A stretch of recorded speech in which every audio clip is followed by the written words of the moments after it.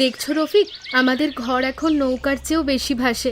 কাল রাতে তো মনে হচ্ছিল ঘর শুদ্ধই নদীতে ভাসবো। তোমার কি ভয় লাগেনি একটু? ভয় ভয় পেলে তো চলবে না ময়না। বন্যা তো এই গ্রামে নতুন কিছু নয়, ছোটবেলা থেকে দেখছি। প্রতি বছর আষাঢ় শ্রাবণে জল আসে, আবার চলে যায়। তুমি চিন্তা করো না, মাচাটা মজবুত করে বেঁধেছি, এত সহজে ভাঙবে না। চিন্তা করো না বলা সহজ, কিন্তু চালের বস্তাটা তো প্রায় শেষ, তরকারি বলতে কিচ্ছু নেই। মা তো সারা রাত ঘুমোননি, হাঁটুর ব্যথায় কষ্ট পাচ্ছেন। একটু ধৈর্য ধরো, আজকেই আমি নৌকা নিয়ে বাজারের দিকে যাব, কিছু চাল ডাল নিয়ে আসবো, আর মার জন্য আমি ওষুধ আনবো। তোমাকে আর কতবার বলবো রফিক, সব একা একা করতে যেও না। এই জলের স্রোত দেখছো কেমন, নৌকো উল্টে গেলে কে বাঁচাবে তোমাকে? একটু সাবধানে চলো। আরে আমি মাঝির ছেলে, এ জল আমার চেয়ে না। তুমি বরং ভেতরে যাও, দেখো মা উঠেছেন কিনা। আমি একটু মাচাটা আরো শক্ত করে বাঁধি। জল তোমার চেনা শুনলে মনে হয় জল তোমার বাল্য বন্ধু, কিন্তু স্রোতটা দেখেছো একবার কেমন টানছে সবকিছু?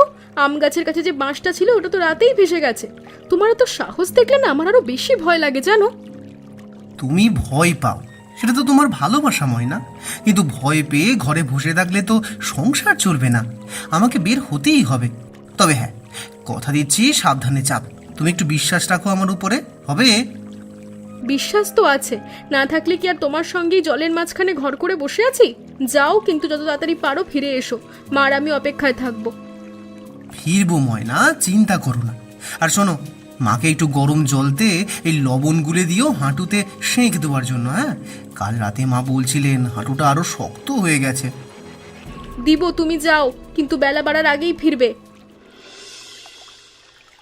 ময়না মা, এই ভেজা কাঠ দিয়ে হবে না। গতকাল যে শুকনো কাঠগুলো চালের তলায় রেখেছিলাম সেগুলো আনো। বন্যা এসেছে ঠিকই, কিন্তু হাঁড়ির ভাত বন্ধ হবে না। যতদিন এই বুড়ি বেঁচে আছে ততদিন এই চুলায় আগুন জ্বলবে। মা, তুমি কষ্ট করে বসে আছো কেন? তোমার হাঁটুতে ব্যথা, ভেতরে গিয়ে শোও না একটু, আমি পারবো রান্নাটা। তুমি শুধু বলে দাও কি করতে হবে। আরে না মা, আমি বসে বসে কি করব? এই চুলাটাই তো আমার সঙ্গী।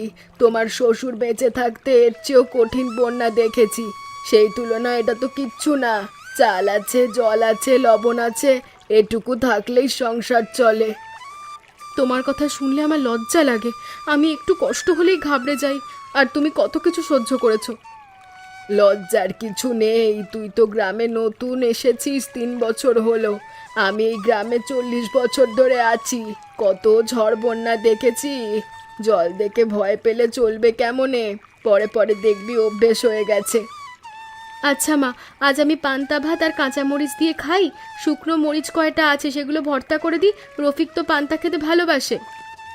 হ্যাঁ রে মা, তার বাবার মতোই ও পান্তা ভাত আর কাঁচা মরিচ পেলে কিচ্ছু লাগে না। আচ্ছা, একটু পেঁয়াজ আছে না? একটু পেঁয়াজ কুচি করে দিস তো পান্তার সঙ্গে। আর কাল থেকে আমরা মাছ ধরবো জল থেকে, বন্যার জলের মাছ তো আপনিই চলে আসে। মা, তুমি ঠিকই বলেছ, কষ্টের মধ্যেও তুমি আসার কথা বলো। আমাদের তো আসলে ভয় পাওয়ার কিছু নেই, তাই না? ভয় কিসের মা, উপরওয়ালা আছেন, তিনি জল দিয়েছেন, তিনিই সারাবেন। মা, তোমার এই কথাগুলো আমার বুকে জোর দেয়। সত্যিই বলছি, তুমি না থাকলে আমি তো কাল রাতেই কান্না শুরু করে দিতাম। তোমাকে দেখি শান্ত, তাই আমিও নিজেকে সামলাই। কান্না করে কি হবে মা, কান্না করে কি জল কমবে? বরং হাতে কাজ নে, মন ভালো থাকবে। আয়, আমাকে ধরে একটু ওই দিকে বসা। চুলার কাজটা ধোঁয়ায় চোখ জ্বালা করছে। মা, ধরো আমার হাতটা, আস্তে আস্তে, হাঁটুতে জোর দিও না বেশি। নয়ন, এদিকে এদিকে, এই নৌকাটা বাঁচার সঙ্গে বাঁধো। আর এই বস্তাটা কিসের? আরে ভাই, সকাল থেকে বেরিয়েছি। আমাদের বাড়ির পেছনে উঁচু জমিতে শাক সবজি হয়েছে, জল সেখানে এখনো ওঠেনি। মা বললেন কাকিমাদের দিয়ে আসতে। আর এই পুঁটলিতে কিছু শুকনো মরিচ আর পেঁয়াজ। তোর মাকে আমার প্রণাম জানাস, এই সময় এগুলো শোনাচ্ছে দামি। আচ্ছা তুই একটু বস, চা নেই কিন্তু জল খা, অনেক পথ বৈঠা বেয়ে এসেছিস তো। জলের কি আর অভাব আছে, চারিদিকেই জল। তবে হ্যাঁ, একটু গলা শুকিয়ে গেছে বটে। আচ্ছা রফিক, জুইদের বাড়িটা তো বেশ নিচু জায়গায়, জল ঢুকেছে কি? ওহো, জুইয়ের খবর? তুই তো দেখছি ঠিকই খোঁজ রাখিস। বন্যায় সবার বাড়ি ডুবুক, তোর চিন্তা শুধু জুঁইয়ের বাড়ি নিয়ে। না ঠিকই বলে, তোর মনে একটা মাছ সবসময় লাফালাফি করে, সেই মাছের নাম জুঁই। আরে না না, এমনি জিজ্ঞেস করলাম। ওদের বাড়ি নিচু তো, তাই চিন্তা হলো। গ্রামের মানুষ হিসেবে জিজ্ঞেস করা তো দোষের না, তাই না? তুই এত খোঁচা দিচ্ছিস কেন? আচ্ছা ঠিক আছে, গ্রামের মানুষ হিসেবে বুঝলাম বুঝলাম। তবে শোন, জুঁইদের বাড়িতে জল ঢুকেছে শুনেছি, ওরা পাশের কাকার বাড়িতে উঠেছে। ময়না কাল কথা বলেছিল জুঁইয়ের সঙ্গে। সবাই ভালো আছে তার মানে? বুঝলাম। আচ্ছা শোন, মজা ছাড়, তুই যখন এসেছিস একটু সাহায্য কর। কাল ভোরে জাল ফেলবো, তুই আসবি তো? দুজনে মিলে ধরলে ভালো হবে, একা একা টানাটানি করা কঠিন এই স্রোতে। আসবো তো অবশ্যই, আর আমার জাল আছে বাড়িতে, সেটা নিয়ে আসবো। তোর জালটাও একটু দেখিস ছেঁড়া আছে নাকি। ছেঁড়া জাল দিয়ে মাছ ধরতে গেলে মাছ তো যাবেই, জালও যাবে। জাল ঠিক আছে, গতকাল রাতে পরখ করে দেখেছি। আয় ভেতরে আয়, মা পান্তারে দিয়েছে, একটু খেয়ে যা। নয়ন, জলেতে কত মাছ দেখ! বন্যার জলেতে নদী থেকে মাছ এসে ভরে গেছে চারিদিক। কাল ভোরে জাল ফেলবো, তুই আসবি তো সঙ্গে? আসবো তো, ভোর 4টেই বেরোবো। সকালের দিকে মাছ বেশি পাওয়া যায়, জাল ছাড়াই হাত দিয়ে ধরা যায়। রফিক, শুধু মাছ ধরলেই হবে না, ঘরের কথাও তো ভাবতে হবে। মাচাটার এক পাশ পুরো নড়বড়ে হয়ে গেছে, কে ঠিক করবে? মাছ তো পরেও ধরা যাবে। ময়না, তুমি তো সব একসঙ্গেই চাও, মাছা ঠিক করব, মাছও ধরবো, কিন্তু একসঙ্গে তো সব হয় না। আগে মাছ ধরি, তাহলে তো কিছু খেতে পারবে সবাই। ভালো করে একবেলা মাছ ভাত খেলে শরীরে জোর আসবে, তারপর বাকি কাজ করব। তোমার কথা শুনলে মনে হয় না সব ঠিক আছে, কিন্তু মার কথা ভাবো, উনি কষ্ট পাচ্ছেন। ঘর ঠিক না থাকলে রাতে ঘুমোবে কিভাবে? একটু ঘরের দিকে মন দাও না রফিক। আমি কি তোমার কাছে বেশি কিছু চাইছি? বেশি কিছু চাইছো না সেটা আমি জানি, কিন্তু তুমি বোঝো না ময়না, মাছ না ধরলে আমরা খাবো কি? চালের বস্তা তো প্রায় শেষ, মাছ ধরতে পারলে অন্তত পেটের চিন্তাটা মিটবে, তারপর না হয় ঘর নিয়ে ভাবা যাবে। তোমার কাছে সব সময় তারপর, এখন মাছ তারপর ঘর, এখন কাঠ তারপর মাচা, তারপর বলতে বলতে সব একই জায়গায় পড়ে থাকে। ভাবি একটু শোনেন, রফিক ভাই ঠিকই বলেছে। কাল ভোরে মাছ ধরে ফেলবো, তারপর দুপুরে আমরা দুজন মিলে মাচাটা ঠিক করে দেব। দুজনে ধরলে একটু সময়ের মধ্যেই হয়ে যাবে। আগেই যদি বলতে এভাবে, তাহলে তো আর কথা বাড়াতে হতো না। যাও, জাল গোছাও তোমার। শুনেছিস নয়ন, বউয়ের কথার কাছে সব যুক্তি হেরে যায়। সেটা তো চিরকালেরই নিয়ম ভাই, আমার বাবাও বলতেন, তোর মায়ের সাথে ঝগড়া করে কোনোদিন জিততে পারিনি। জুই, তুই এসেছিস এই বন্যার মধ্যে? তোর কি মাথা খারাপ হয়েছে নাকি? জলে কত স্রোত, নৌকা উল্টে গেলে কি হতো? আর এই কলা পাতায় কি মুড়ে এনেছিস? আরে ময়নাতে এত চিন্তা কেন করো? আমি তো ছোটবেলা থেকে নৌকা চালাই। আর এটা পিঠা গতকাল রাতে মার সঙ্গে মিলে বানিয়েছি, একটু মিষ্টি খেলে মনটাও মিষ্টি হবে। জুই, তুই না থাকলে যে আমি কি করতাম এই গ্রামে? এই বন্যার মধ্যে কত কষ্ট করে পিঠা বানিয়ে নৌকায় চড়ে পথে করে আসলি, আমার চোখ থেকে জল আসছে। সত্যি বলছি, তোর মতো বান্ধবী পাওয়া ভাগ্যের দরকার। আরে কাঁদিস না দি, কষ্ট ভাগ করলে তো কষ্ট কমে। আমরা গ্রামের মানুষ, একে অন্যের পাশে না দাঁড়ালে কে দাঁড়াবে? তোমরা আমাদের আপন, তাই এসেছি। জুই একটু বস, মাকে খবর দি, উনি খুব খুশি হবেন তোকে দেখে। গতকালই তোর কথা জিজ্ঞাসা করছিলেন। কাকিমা কেমন আছেন? হাঁটুর ব্যথা কমেছে? কমবে থেকে, ওষুধ তো পাচ্ছে না ঠিক মতো। রফিক বাজার থেকে আনবে বলেছিল, কিন্তু বাজার তো জলে ভরা। তবে মা কষ্ট পেলেও মুখে কিছু বলেন না, চুপচাপ সব সহ্য করেন। আমি মাকে বলবো ওনার কাছে একটা হাঁটুর তেল আছে দেশি, সেটা নিয়ে আসবে পরের বার, কাজে দেবে। সেটা হলে তো খুব ভালো হয়। চল ভেতরে, মাকে দেখে যা, আর এই পিঠা নিয়ে সবাই মিলে বসে খাবো আজ। রফিক আসবে, ছেলে মানুষ তো, চিন্তা করিস না। মা সকাল থেকে গেছে, এখনো ফিরলো না। মাছ ধরতে কি এত সময় লাগে? সংসারের কথা আর মনেই নেই। মাচার কোনো নড়বড়ে, সেটা ঠিক করার কথা ছিল দুপুরে, সেটাও হলো না। মা, তুই আগে থেকেই ভাবিস না এত হতে পারে, জলের স্রোত দূরে চলে গেছে, ফিরতে সময় লাগছে, একটু বিশ্বাস রাখ ওর ওপর। বিশ্বাস তো আছে মা, কিন্তু একটু খবর দিতে পারে না? একটু ভাবতে পারে না যে আমরা কত চিন্তা করছি, আমি যে কতটা অপেক্ষা করি, সেটাও বোঝে। বোঝে মা, বোঝে। পুরুষ মানুষ মুখে বলতে পারে না, কিন্তু বোঝে। তুই একটু ধৈর্য ধর, ও আসবে। মা, আমি জানি তুমি সবসময় রফিকের হয়েই কথা বলবে, কিন্তু আমারও তো মন আছে, আমারও তো কষ্ট হয়। সারাদিন এই ঘরে একা, তারপর কিছু বলি না, চুপচাপ থাকি, কিন্তু ও যখন দেরি করে তখন আমি ভেঙে পড়ি। আমি ওর পক্ষে বলছি না, তোকেও বুঝছি। তোর কষ্ট কি আমি দেখি না? সারাদিন তুই কত কাজ করিস, আমার সেবা করিস, রান্না করিস, আমি সব দেখি। কিন্তু বন্যার সময়টাতে সবাইকে একটু বেশি সহ্য করতে হয়। রফিকও করছে, তুইও করছিস, সেটাই তো সংসার। তোমার কথা ঠিক মা, কিন্তু আজ ওর সঙ্গে কথা বলতে ইচ্ছে করছে না, আমার অভিমান লাগছে। রফিক, এদিকে আয় তো, একটা কথা বলি। আমি সেদিন রেডিওতে শুনেছিলাম কচুরিপানার ওপর ভাসমান সবজির বেড তৈরি করা যায়। আমরা কেন করব না? একটু চেষ্টা করলেই তো লাউ, শাক, মরিচ ফলানো যাবে। মা, তুমি তো দেখি চিরকালই বুদ্ধিতে সবার আগে। কচুরি পানার উপর সবজি, এটা তো দারুণ আইডিয়া। আমি এখনই কচুরি পানা জোগাড় করি। নয়নকেও বলবো, ও সাহায্য করবে। কিন্তু মাটি পাবো কোথায়? মাটি না হলেও চলবে, কচুরিপানার শেকড়েই তো গাছ ধরে। একটু শুকনো গোবর বা খড় মেশাবি, বীজ ছড়িয়ে দিলে কদিনের মধ্যে গজাবে। তোর বাবা একরকম করতো বন্যার সময়, আমি নিজের চোখে দেখেছি। বাবা করতেন? এটা তো আমি জানতাম না। মা, তুমি আগে বললে না কেন? বলার দরকার পড়েনি আগে, এবারের বন্যা বেশি লম্বা হচ্ছে তাই মনে পড়লো। তোর বাবা বলতেন জলের সঙ্গে লড়াই করে লাভ নেই, জলকে কাজে লাগাও, সেটাই আসল বুদ্ধি। ঠিক আছে মা, আজকেই শুরু করি। ময়নাকেও বলবো সাহায্য করতে, ও তো বাগান করতে ভালোবাসে। হ্যাঁ, ওকে বল, কিন্তু আজকেও একটু মন খারাপ করে আছে মনে হচ্ছে। তুই একটু ভালো করে কথা বল, বউকে সময় দিতে হয় বাবা, শুধু কাজ করলে হয় না। মা, ময়না কি রাগ করেছে? কিছু বলেছে তোমাকে? কিছু বলেনি, কিন্তু চোখ মুখ দেখলে তো বোঝা যায়। মেয়ে মানুষের মন বোঝা শক্ত, কিন্তু বোঝার চেষ্টা করতে হয়। তুই কাল সারাটা দিন বাইরে ছিলি, ও তো একা ছিল, একটু ওর কথাও মনে কর। জুই, তুমি এখানে একা একা নৌকায়, জলের স্রোত বেশি, সাবধানে এসেছো তো? হ্যাঁ, ময়নাদির কাছে এসেছিলাম, একটু কথা বলে যাচ্ছি। তুমি কি করছো এখানে? কচুরিপানা ধরছো নাকি? হ্যাঁ, রফিক ভাইয়ের মা বলেছেন কচুরি পানার ওপর ভাসমান সবজি বাগান করবেন। আমিও সাহায্য করতে এসেছি। তোমাদের বাড়িতে সব ঠিক আছে তো? জল বাড়েনি তো? আমি ঠিক আছি, চাচার বাড়ি উঁচু, সেখানে আছি এখন। কিন্তু আমাদের ঘরটা জলেতে প্রায় ডুবে গেছে, বন্যা কমলে অনেক মেরামত করতে হবে। মা খুব চিন্তা করছেন। চিন্তা করো না, বন্যা কমলে আমরা সবাই মিলে সাহায্য করব। গ্রামের সবাই পাশে আছে। তুমি সব সময় এরকম কথা বলো, চিন্তা করো না, সব ঠিক হবে। কিন্তু কিভাবে ঠিক হবে সেটা তো কেউ বলে না। ঘরের চাল উড়ে গেছে, দেওয়াল ভিজে নরম হয়ে গেছে, এসব ঠিক করতে কত টাকা লাগবে, কে দেবে? টাকা হবে জুই, আমরা কাজ করি, খাটি। বন্যা কমলে আবার মাঠে নামবো, ধান লাগাবো, মাছ ধরবো, বাজারে বেচবো।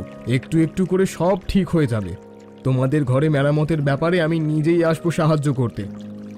তুমি আসবে কেন? আমার নিজের ঘরে কাজ নেই? আছে, কিন্তু প্রতিবেশীর কাজও তো আমাদের কাজ। আর তোমাদের পরিবার তো আমাদের চেনা জানা, এটুকু করা তো দোষের না। চেনা জানা? আচ্ছা জুই, একটা কথা বলবো। বন্যা শেষ হলে একটু সময় দেবে তখন? কি কথা, এখন বলো না। না না, এখন না, এখন সময় না। বন্যা শেষ হোক, সব ঠিক হোক, তখন বলবো। পরিষ্কার আকাশের নিচে বলবো। পরিষ্কার আকাশের নিচে? এত কবিত্ব কোথা থেকে শিখলে নয়ন? তুমি তো মাঝি মোল্লার ছেলে, কবি হয়ে গেলে নাকি? কবি না, কিন্তু কিছু কথা আছে যেগুলো বলার জন্য সুন্দর সময় দরকার।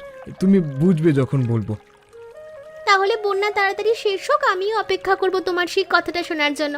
কিন্তু বেশি দেরি করো না, দেরি করলে কিন্তু কথা শোনার ইচ্ছেটা চলে যায়। দেরি করবো না, কথা দিলাম। আজ আসি।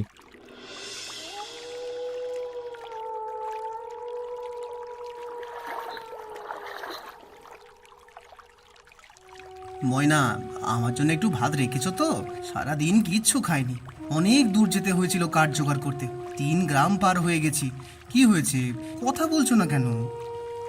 কিছু হয়নি, ভাত আছে, নিজে বেড়ে খাও, আমি ক্লান্ত। ময়না, তুমি আবার কেন রাগ করলে? আমি তো সংসারের জন্যই গেছিলাম। শুকনো কাঠ না আনলে রান্না করবে কি দিয়ে? তুমি কেন বোঝো না? আমি বুঝি না? আমি কি কিছুই বুঝি না রফিক? আমি সারাদিন একাই ঘরে বসে থাকি, মায়ের সেবা করি, রান্না করি, মাচা সামলাই। তুমি চলে যাও সকালে, ফেরো রাতে। কাজই কি তোমার কাছে বড়? ও ময়না, কাজটা তো সংসারের জন্যই করি, তোমার জন্য, মার জন্য। আমি তো নিজের মজায় ঘুরতে যাইনি বলো। শরীরটা ভেঙে পড়ছে, তার উপর তুমি এভাবে কথা বললে আমি কোথায় যাব বলো তো? আমি তো তোমাকে কোথাও যেতে বলছি না, আমি শুধু বলছি একটু আগে বলে যেতে পারো, একটু জানাতে পারো। এটা কি এতই কঠিন? তুমি জানো আমি কতটা পরিশ্রম করি। সকাল থেকে জলের মধ্যে নৌকা বাইছি, হাত পা ব্যথায় অবশ হয়ে গেছে। ফিরে এসে একটু ভালো কথা শুনবো, সেটা হয় না, শুধু অভিযোগ আর অভিযোগ। অভিযোগ করছি কারণ তুমি আমাকে সেই সুযোগটা দাও। যদি একবার বলে যেতে ময়না আজ দেরি হবে, তাহলে তো আর কিছু বলতাম না। এটুকুও করতে পারো না? আচ্ছা, আমি আর কথা বাড়াতে চাই না, তুমি শুয়ে পড়ো। আমি আর কথা বলতে চাই না, তুমি খাও, আমি শুয়ে পড়ি। ময়না মা, আয় একটু আমার কাছে বস।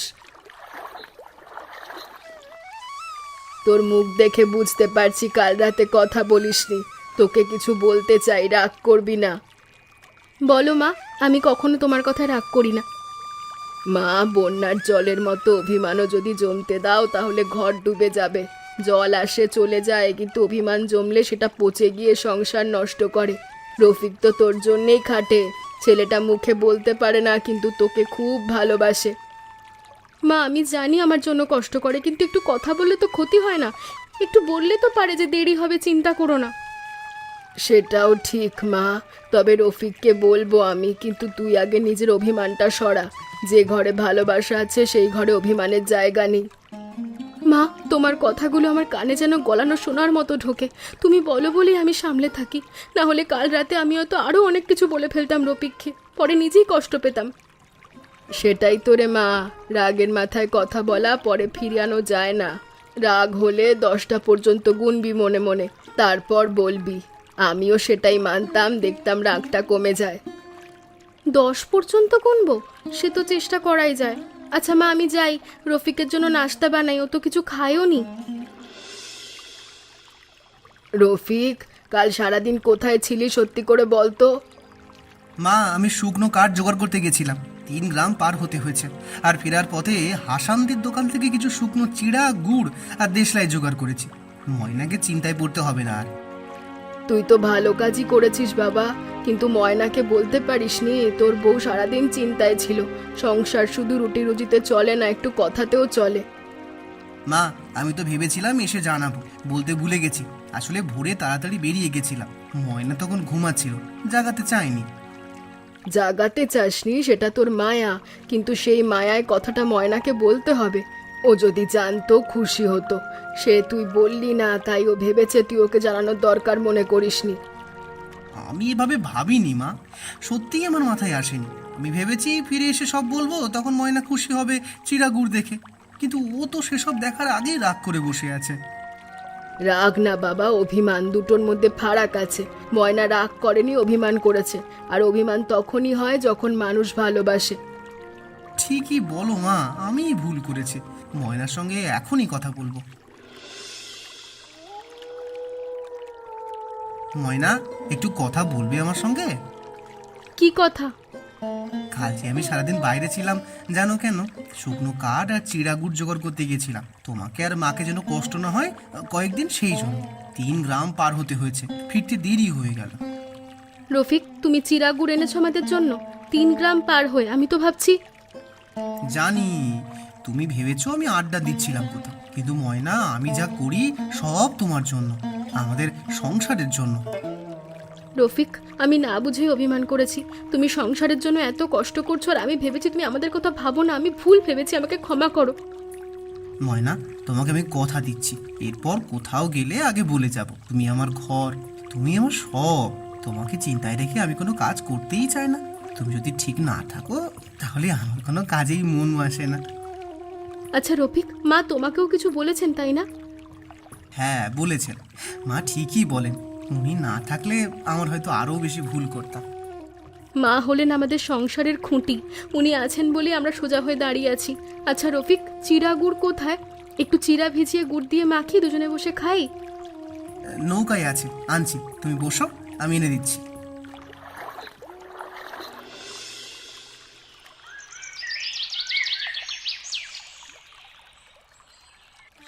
রফিক ভাই, জল কমেছে দেখো, ওই যে দূরে জমিটা দেখা যাচ্ছে। আর কদিন পরেই হয়তো মাটি দেখা যাবে।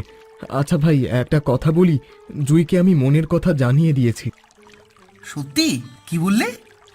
আমি বললাম, বন্যা আমাকে শিখিয়েছে জীবনে কিছু কথা দেরি করে বলতে নেই, যা বলার তার সময় মতো বলতে হয়। তাই বললাম, জুই, তোমাকে আমার ভালো লাগে, তোমাকে নিয়ে সংসার করতে চাই, যদি তুমি আর তোমার পরিবার রাজি থাকো। বাহ, তারপর? জুই কিছুক্ষণ চুপ করে থেকে হেসে বলল, এত দেরি করে কেন বললে? ব্যাস, আর কিছু বলেনি, কিন্তু সেই হাসি থেকে সব বুঝে গেছি। নয়ন, তুই ঠিক কাজ করেছিস। জুই খুব ভালো মেয়ে, ময়না সব সময় ওর কথা বলে। তোদের জোড়া ভালো হবে, দেখিস। সত্যি নয়ন ভাই, জুইকে বলে দিয়েছো? আজ শুনে আমি সবচেয়ে বেশি খুশি। জুই আমার প্রাণের বান্ধবী আর তুমি রফিকের প্রাণের বন্ধু, এর চেয়ে ভালো আর কিচ্ছু হতে পারে না। ভাবি, আপনার আশীর্বাদ চাই। আপনি জুইকে সবচেয়ে ভালো চেনেন, আমি কি ওকে সুখী রাখতে পারবো? পারবে নয়ন ভাই, অবশ্যই পারবে। জুই খুব সহজ মেয়ে, বেশি কিছু চায় না, শুধু একটু কথা চায়, সময় চায় আর ভালোবাসা চায়।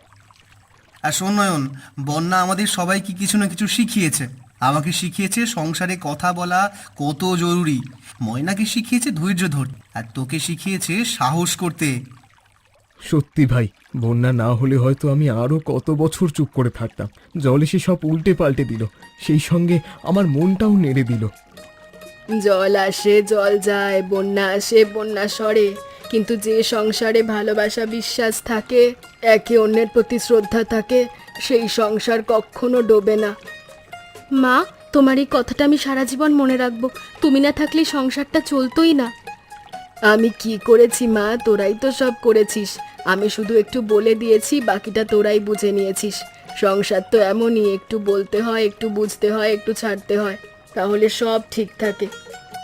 রফিক, আজ আমি সবার জন্য মাছের ঝোল রাঁধবো। নয়ন ভাই আর জুই, তোমরা আজ এখানেই খাবে, কেউ কোথাও যাবে না। ময়নাদি, আমি তো এখানেই থাকতে চাই সব সময়, তোমার কাছে থাকলে মনটাও ভালো থাকে।